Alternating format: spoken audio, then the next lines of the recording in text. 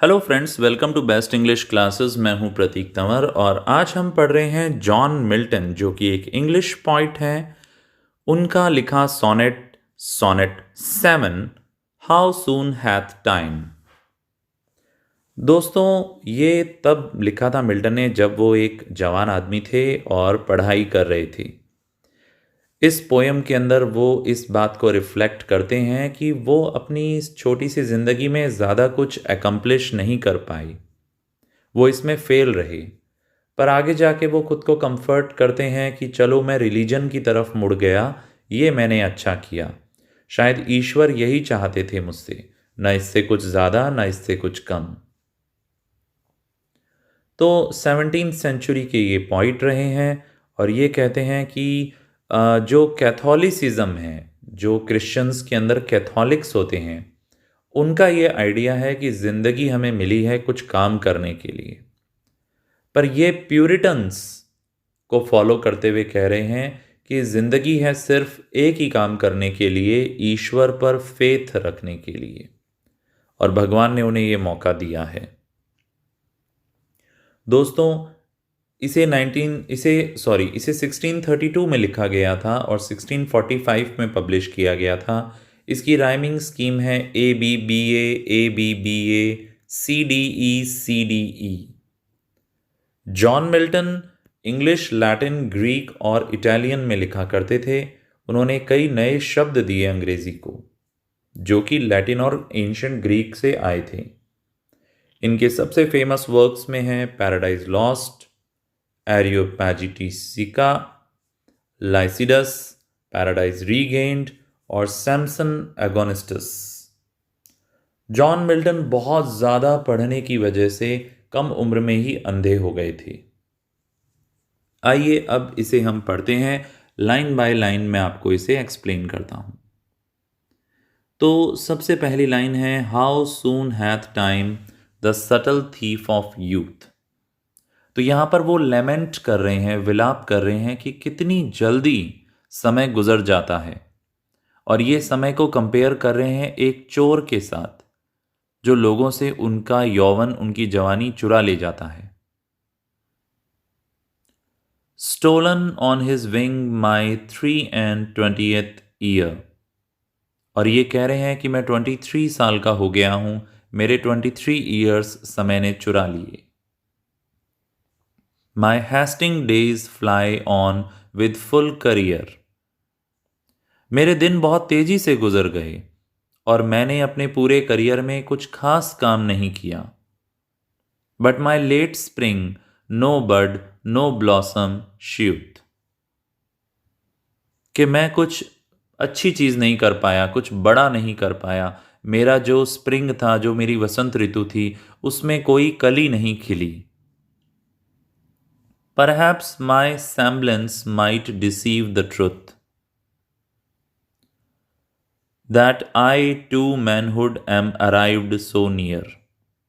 ये कह रहे हैं कि मैं फिजिकली एक आदमी जैसा नहीं दिखता हूँ, बट अब मैं धीरे धीरे एक आदमी बन गया हूँ, एक लड़के से अब मैं आदमी बन गया हूँ। परहैप्स माई सेम्बलेंस मतलब शायद जो ऐसा मैं दिखता हूँ, वो इस सच को धोखा देता है कि अब मैं बॉय न होकर एक मैनहुड में आ गया हूँ। And inward ripeness doth much less appear. हालांकि मैं इतना ज़्यादा उम्र में दिखता नहीं हूँ, मेरे अंदर राइपनेस है, अंदर से मैं पका हुआ हूँ, यानी अंदर से मेरे अंदर मैच्योरिटी है, मेरे अंदर ये पोटेंशियल है।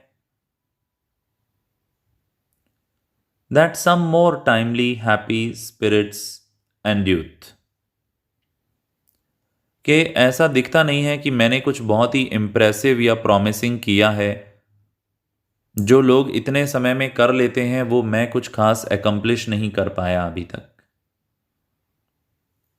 Yet be it less or more or soon or slow।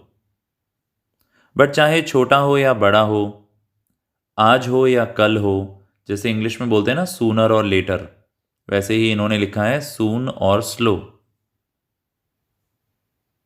It shall be still in strict test measures even. तो यहाँ पे ये कह रहे हैं कि चाहे छोटा हो या बड़ा हो, आज हो या कल हो, चाहे मैं कुछ ज़्यादा करूँ या ना करूँ, मोर और लेस मैं जो भी करूँ, जो मेरे फेट में होगा, जो मेरे भाग्य में होगा।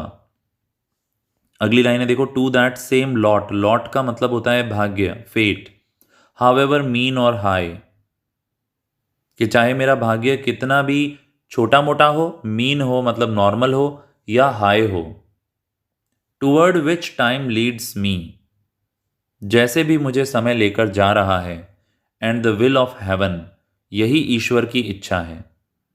मैं जिस डायरेक्शन में जा रहा हूं, मुझे ईश्वर उस डायरेक्शन में भेजना चाहते हैं। All is if I have grace to use it so, अगर उनका आशीर्वाद मुझे मिलता है तभी मैं गॉड की विल को, गॉड की इच्छा को पूरा कर पाऊंगा। As ever in my great task masters eye, तब मैं सब कुछ वैसा ही कर पाऊंगा जैसा कि मेरे टास्क मास्टर की आंखों में है मेरे लिए, मतलब भगवान जो चाहते हैं मुझसे, मैं वो तभी कर पाऊंगा।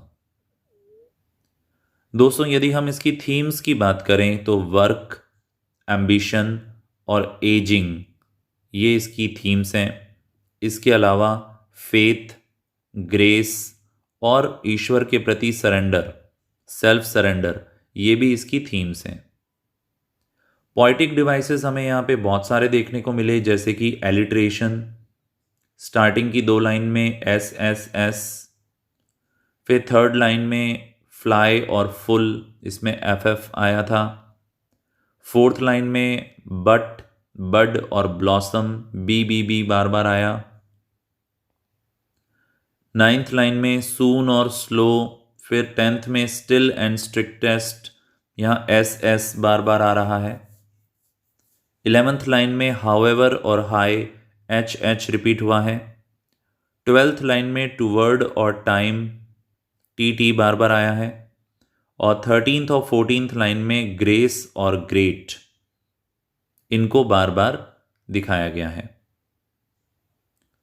तो हमने देखा कि ये जो सोनेट था इसमें 2 पार्ट्स थे। पहला एक ऑक्टेव था और बाद में एक 6 लाइन्स का सेस्टेट था, और जो 9th लाइन है उसमें जाके पोयम में एक टर्न आता है।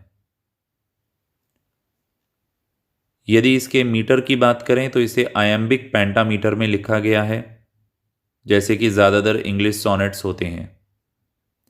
यदि आपको मेरी ये छोटी सी कोशिश अच्छी लगी तो वीडियो को लाइक ज़रूर करें, चैनल पे नए हैं तो सब्सक्राइब करें, अपने फ्रेंड्स के साथ, क्लासमेट्स के साथ शेयर करें और कमेंट बॉक्स में अपना फीडबैक ज़रूर दें। जल्दी फिर मिलेंगे और टॉपिक्स के साथ। Thank you so much.